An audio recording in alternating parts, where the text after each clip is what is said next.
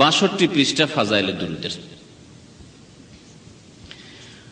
হুজুর সাল্লাল্লাহু আলাইহি সাল্লামকে স্বপ্নে দেখার জন্য হযরত খিজিরের বাতলানো তদবির, হযরত খিজিরের বাতলানো তদবির। প্রথম কথা, এই বিদাতি ভাইদের ধারণা যে খিজির এখনো বেঁচে আছে, খিজির এখনো বেঁচে আছে আর সে পানিতে আছে ইত্যাদি এইসব ভ্রান্ত ধারণা। অথচ নবী করিম সাল্লাল্লাহু আলাইহি ওয়াসাল্লামের সহিহ বুখারী শরীফের হাদিস আপনাদেরকে শোনাই। সহিহ বুখারীর হাদিস, নবী সাল্লাল্লাহু আলাইহি ওয়াসাল্লাম একদিন বিলম্ব করে এশার নামাজ পড়ালেন। নামাজ পড়ার পরে সাহাবায়ে কেরামদেরকে সম্বোধন করলেন, বললেন যে তোমরা এই সময় যে জেগে আছো, এই সময় থেকে শুরু করে 100 বছরের মধ্যে, 100 বছরের মধ্যে পৃথিবীতে যত মানুষ আছে, যত মানুষ আছে, এই 100 বছর মধ্যে সবাই মরে, সকলে মরে শেষ হয়ে যাবে, কেউ বেঁচে থাকবে না। তারপরে 100 বছরের মধ্যে সমস্ত মরে কি হয়ে যাবে? শেষ হয়ে যাবে। পৃথিবীতে যত মানুষ আছে, তাহলে যতর মধ্যে খিজির আছেন না নেই? যদি প্রথম কথা খিজির তার মুসা আলাইহিস সালামের জামানার লোক, তাহলে মুসা আলাইহিস জামানাতেই মারা গেছে। মানুষের যেমন হায়াত হয় ওই রকম হায়াত হিসেবে মুসা আলাইহিস সালামের জামানায় মারা গেছে। তারপর ঈসা আলাইহিস সালামের জামানা হইলো, ইয়াহিয়া জাকারিয়া আলাইহিস সালামের জামানা হইলো, তারপরে রাসূলুল্লাহ সাল্লাল্লাহু আলাইহি ওয়াসাল্লামের জামানা আসলো। যদি ধরেই নিলাম যে এত লম্বা 4000, 5000 বা 3000 বছর পর্যন্ত বেঁচে, তাহলে মুহাম্মদুর রাসূলুল্লাহ সাল্লাল্লাহু আলাইহি সাল্লামের এই সহিহ বুখারী শরীফের সহিহ হাদিস এবং তার এশা পরের এই বক্তব্যের মাধ্যমে স্পষ্ট যে 100 বছরের মধ্যে আর কোনো মানুষ বেঁচে থাকবে না। তাই দেখা যাচ্ছে যে রাসূলুল্লাহ সাল্লাল্লাহু আলাইহি সাল্লাম এই ঘটনা হয়তো শেষ জামানাতে যদি হয়ে থাকে, অর্থাৎ 10ম হিজরিতে নবী সাল্লাল্লাহু আলাইহি ওয়াসাল্লাম ইন্তেকালের পূর্ব মুহূর্তে কিছুদিন আগে যদি হয়ে থাকে, তখন থেকে শুরু করে মাত্র 100 বছর সাহাবায়ে কেরামরা বেঁচেছেন।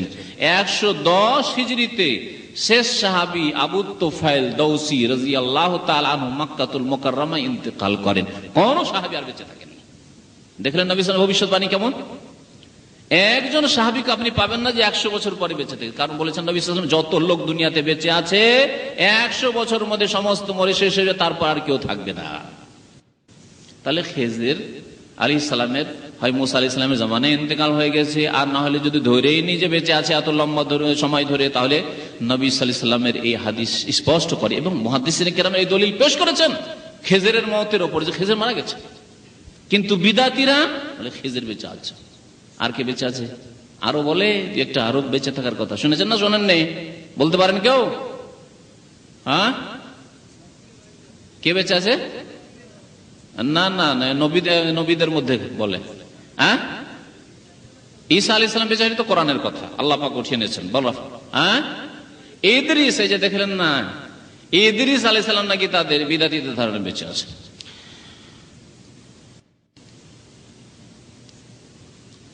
তো এই তদবির খিজিরের তদবির। প্রথম কথা, এই তদবির শিখলো কোত্থেকে?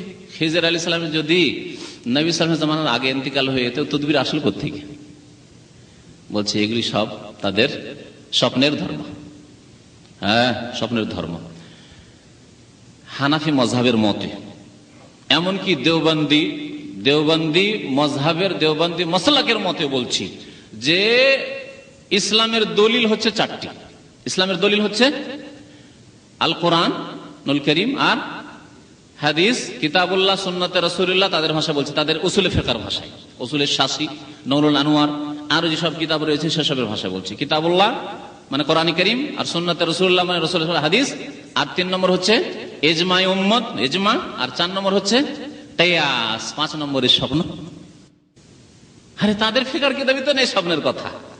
তাহলে এইখানে স্বপ্নের কথা শোনেন জাকারিয়া সাহেব কি লিখছেন, যে জাকারিয়া সাহেবের ফিকহের মত হচ্ছে যে ইসলামের দলিল, শরীয়তের দলিল হচ্ছে 4টি, কোরআন, হাদিস, ইজমা, কিয়াস, ঠিক না? আর তিনি আবার লিখছেন এখানে পৃষ্ঠা নম্বর 64, ফাজাইলে দুরুদ, তবে মনে রাখিবে খিজিরের বাতলানো তরিকা কোন ফিকহ শাস্ত্রের মাসলা নয়, এবং উহা স্বপ্নযোগের সুসংবাদ মাত্র, স্বপ্নযোগের সুসংবাদ মাত্র।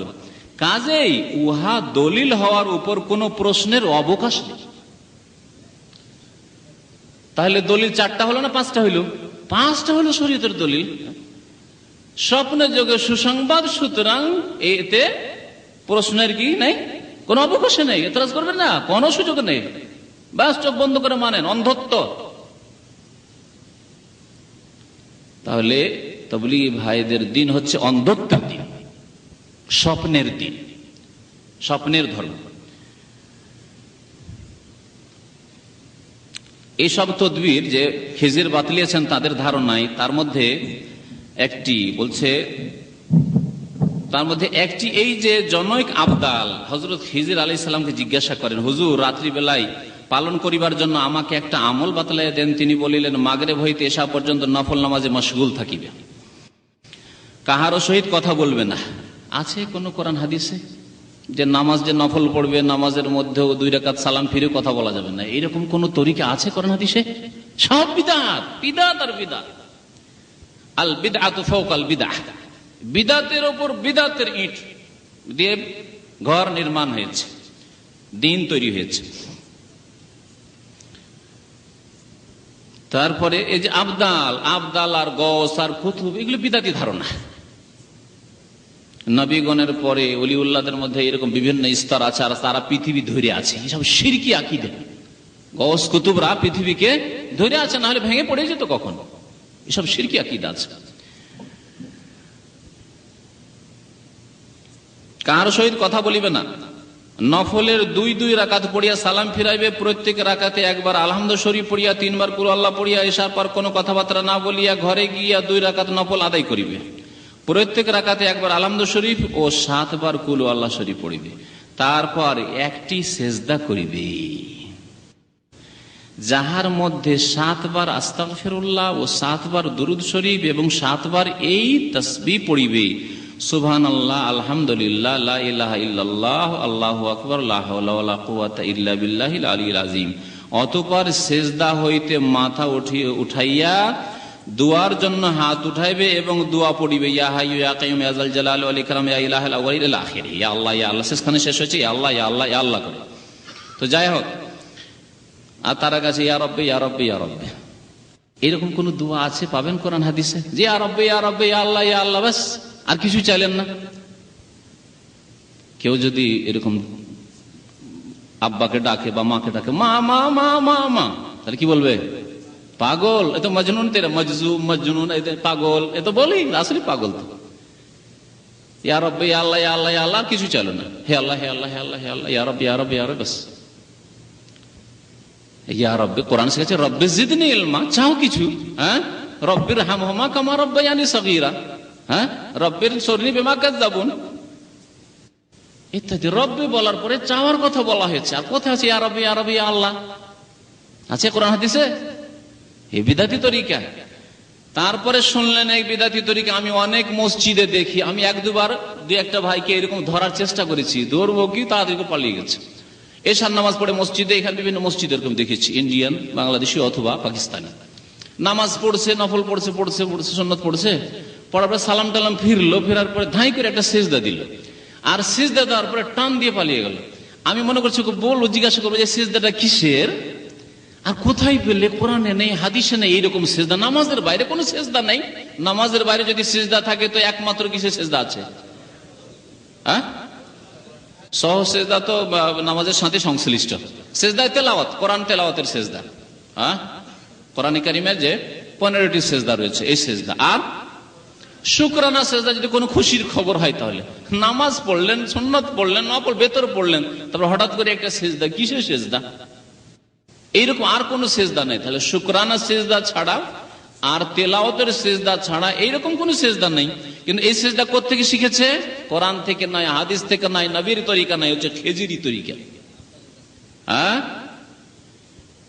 এই আবদাল স্বপ্নে দেখছে, তাই না? ওই তো খেজির আলাইহিস সালামকে জিজ্ঞাসা করলো, সব স্বপ্নে, সুতরাং প্রশ্নের অবকাশই উঠে না।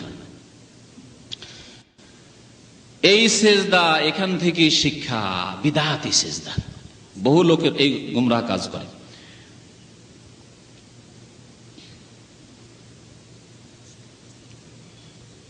আর একটা তরিকা বলছে, যে ব্যক্তি জুমার নামাজের পর উযু অবস্থায় মুহাম্মদুর রাসূলুল্লাহ, আহমদ রাসূলুল্লাহ, হ্যাঁ, 35 বার লিখিবে, লিখার তরিকা, এতক্ষণ তো পড়ার তরিকা। অনেকে হয়তো পড়াতে অলস আর লিখেন। মোহাম্মদ রসুল্লাহ আহমদ রসুল্লাহ 35 বার লিখিবে এবং সেই কাগজটা নিজের সাথে রাখিবে। আল্লাহ পাক তাহাকে ইবাদতের শক্তি এবং বরকত দান করিবে। মা আনজালাল্লাহু বিহা মিন সুলতান। কোরআনে কারীমে আল্লাহ বলেছেন যে এইরকম বিষয় এমন এক বিষয় যার কোনো দলিল আল্লাহ নাযিল করেন না, কোরআনে আছে না হাদিসে আছে।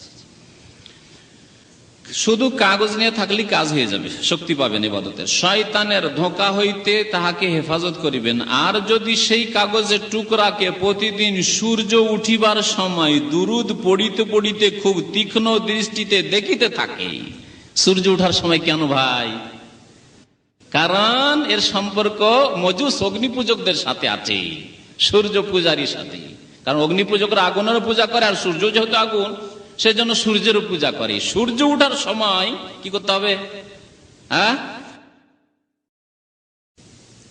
কোন হুজুরের বুঝতে পারছেন সূর্য পূজা করে কোন হুজুর পাওয়া যায় বুঝতে পারেন? কারণ হাদিসে আছে যখন সূর্য উঠে আর সূর্য ডুবে তখন শয়তান কি করে? শয়তান এইরকম সূর্যের সামনে বসে যায়, আমার পূজা হোক। দুই সিংহের মাঝখানে বাইনা কারনাই শয়তান, সূর্য ডুবে এই শয়তানের দুই সিংহের মাঝখানে। তো এই হচ্ছে ফাজাইলে দুরুদের অবস্থা, যাতে সূর্য পূজারও শিক্ষা দেওয়া হয়েছে। সূর্য উঠছে ঠিক ওই সময় তীক্ষ্ণ দৃষ্টিতে কাগজটা দেখবেন, যাতে লেখা আছে মোহাম্মদ রসুল্লাহ আহমদ রসুল্লাহ। তাবিজ তাবিজ আরো কত কি শোনাবো? পাতা নম্বরটা বললাম আপনাদেরকে।